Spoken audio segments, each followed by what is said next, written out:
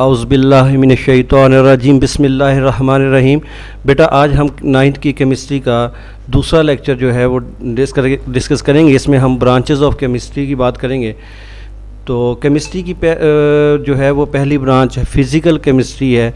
Chemistry की वो शाख जिसमें हम मादे की कंपोजिशन और मादे की फ़िज़िकल प्रॉपर्टीज़ के दरमियान रिलेशनशिप का मुताला करते हैं, उसको हम फ़िज़िकल केमिस्ट्री कहते हैं। इसको उर्दू में तबई कीमिया भी कहते हैं। The branch of chemistry in which we study the relationship between composition and physical properties of matter along with the changes in them। Chemistry की वो शाख जिसमें हम मादे की कंपोजिशन और मादे की प्रॉपर्टीज़ का आपस में जो ताल्लुक़ है उसका मुताला करते हैं और मादे में होने वाली चेंजेस का मुताला करते हैं। बहुत ही आसान है। तो इसकी इम्पोर्टेंस ये है कि इस फ़िज़िकल केमिस्ट्री में हम एटम की साख्त का मुताला करते हैं, स्ट्रक्चर ऑफ एटम्स का मुताला करते हैं। एटम के अंदर क्या क्या है, इलेक्ट्रॉन है, प्रोटॉन है, न्यूट्रॉन है, ये कैसे दरियाफ्त हुए, तो ये सारा।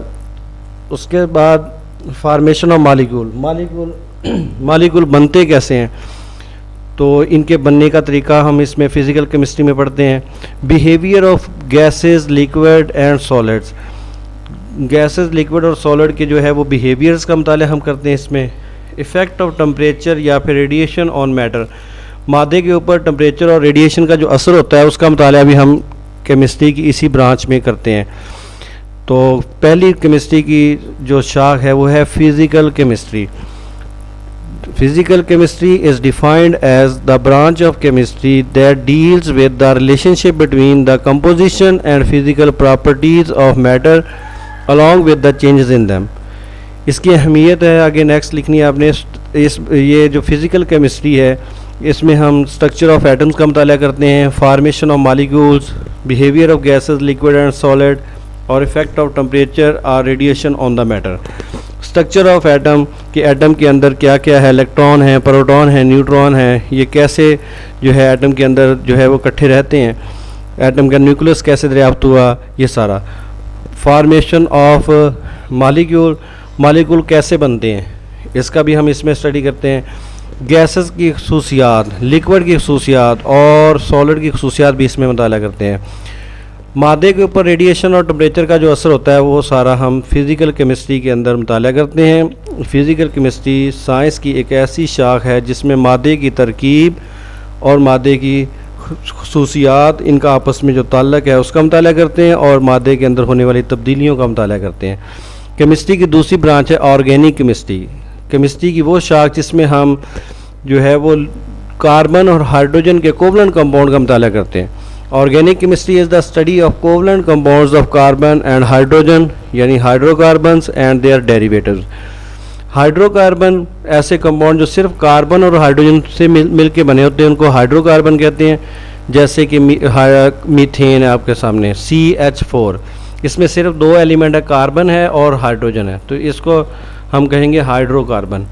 अगर हम किसी भी हाइड्रोकार्बन में से कोई एटम निकाल के उसकी जगह पे कोई और एटम लगा दें तो वो बन जाता है डेरिवेटिव इसका, मखूज़ मरकब। जैसे ये देखें CH4 है, इसमें से एक हाइड्रोजन कम कर दिया मैंने, CH3 कर दिया और साथ में क्लोरीन लगा दिया, ये बन गया डेरिवेटिव ऑफ हाइड्रोकार्बन।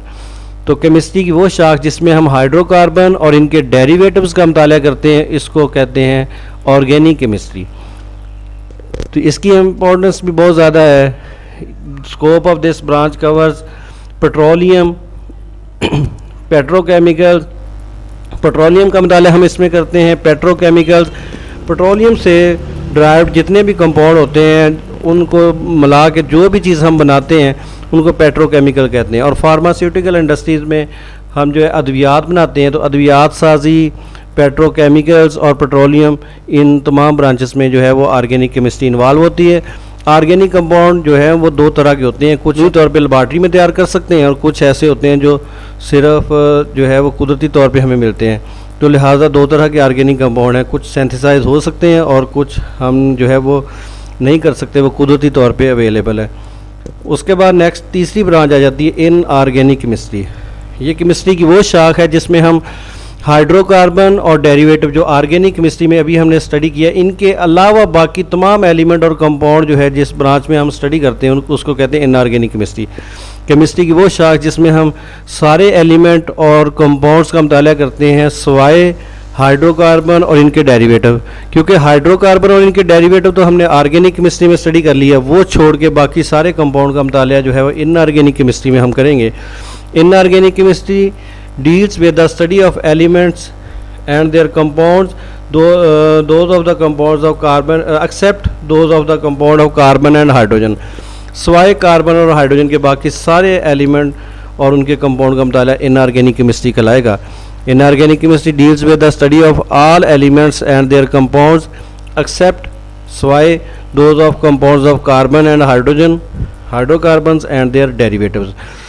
उसके बाद नेक्स्ट इसकी अगर हम इंपॉर्टेंस की बात करें तो it has applications in every aspect of the chemical industry such as glass, शीशे की इंडस्ट्री में इनऑर्गेनिक केमिस्ट्री का नॉलेज यूज़ होता है, सीमेंट इंडस्ट्री में, सिरेमिक्स में, उसके बाद मेटलर्जी, धातकारी, मुख्तलिफ धातें बनाने के अमल को हम कहते हैं मेटलर्जी। इसमें हम मादनियात से धातों का हसूल करते हैं। ये 10th में ये बड़ी डिटेल के साथ टॉपिक आया हुआ है।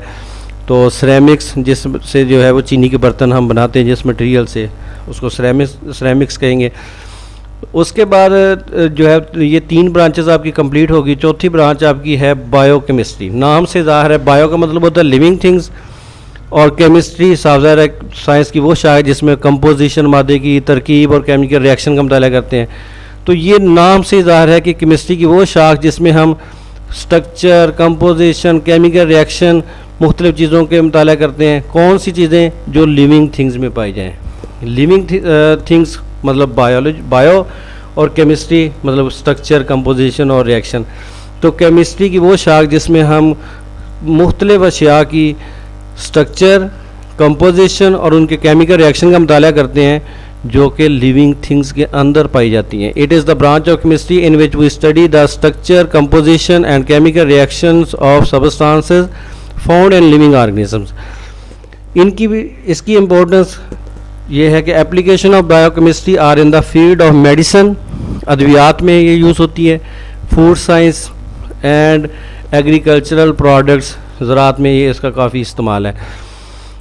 तो ये मेन जो है वो मेरा बेटा लेक्चर था आपका।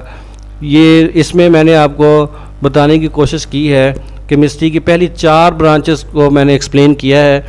पहली मैंने जो है वो फ़िज़िकल केमिस्ट्री की वजाहत की है कि केमिस्ट्री की वो शाख जिसमें हम मादे की कंपोजिशन और फिज़िकल प्रॉपर्टीज़ का मुताला करते हैं, और दूसरी ब्रांच जो है वो ऑर्गेनिक केमिस्ट्री मैंने पढ़ाई अभी कि केमिस्ट्री की वो शाख है जिसमें कार्बन और हाइड्रोजन के कोवलेंट कंपाउंड का मुताला करते हैं, यानी हाइड्रोकार्बन्स और इनके डेरिवेटिव्स का मुताला करते हैं। और तीसरा मैंने पढ़ाई है इनऑर्गेनिक केमिस्ट्री, इसमें तमाम एलिमेंट्स और कंपाउंड्स का मुताला करते हैं सिवाय हाइड्रोकार्बन और इनके डेरिवेटिव्स के। इसके बाद चौथी जो ब्रांच है बायोकेमिस्ट्री मैंने पढ़ाई है। केमिस्ट्री की वो शाख है जिसमें हम मादे की साख्त, कंपोजिशन, मादे के रिएक्शन और कौन सा मादा जो कि लिविंग थिंग्स के अंदर पाया जाए उसको हम कहते हैं बायोकेमिस्ट्री, यानी लिविंग थिंग्स के अंदर पाई जाने वाली अशिया की स्ट्रक्चर, कंपोजिशन और केमिकल रिएक्शन। तो बेटा ये आज का लेक्चर कंप्लीट होता है। ये पार्ट 1 है। इसमें मैंने 4 ब्रांचेस एक्सप्लेन की हैं केमिस्ट्री की। उसके बाद नेक्स्ट जो है लेक्चर इसमें इंशाल्लाह 4 दूसरी ब्रांचेस एक्सप्लेन कर दूंगा। टोटल 8 ब्रांचेस हैं आपकी 9th में। 2 लेक्चर में ये कंप्लीट कर देंगे। आपसे गुजारिश है कि मेरा बेटा आप जो है वो चैनल को सब्सक्राइब करें और ताकि